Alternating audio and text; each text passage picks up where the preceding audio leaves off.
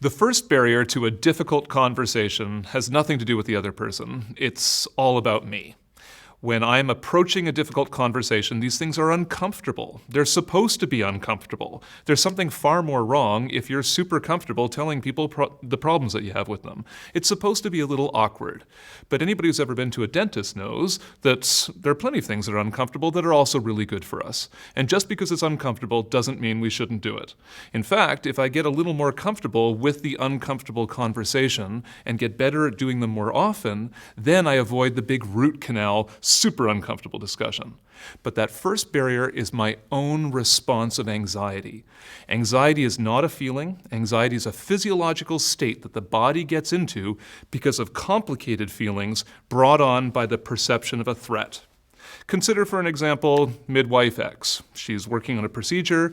Nurse X, as complications arise, becomes increasingly stressed, turns and barks at midwife X that she doesn't know what she's doing and she's stupid and incompetent.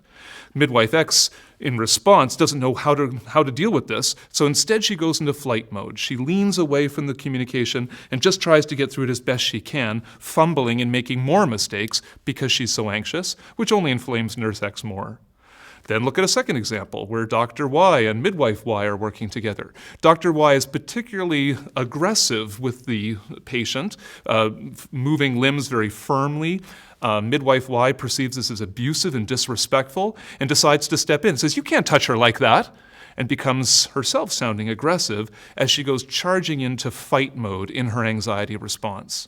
Either flight mode or fight mode are going to get in the way of an effective, difficult conversation. So the very first step is managing our own anxiety. How do we do that? The number one step, we're going to talk about 3, is to notice that I'm being triggered. Notice that there's one of those things that does that to me. I'm going to challenge everybody watching this video in the next 24 hours to go out there and notice your triggers. You should notice quite a few. The person who cuts you off in traffic and you have a response to it, say to yourself, there it is, that's one of those things. The minute you notice you're being triggered, force oxygen into your body. Diaphragmatic breathing is best, where your gut actually should stick out. Breathe from down here. Oxygen interferes with adrenaline and noradrenaline getting into a feedback loop, epinephrine, norepinephrine getting into a feedback loop. If you go to the hospital in a state of anxiety, they'll treat you with oxygen. Force oxygen into your body. The second step is inside your brain, notice you're being triggered. Refuse the bait. Say to yourself, that's really good bait and I'm not going to take it. Most of our information processing happens in the prefrontal cortex as we're thinking about what I'm going to do next, what am I going to say next.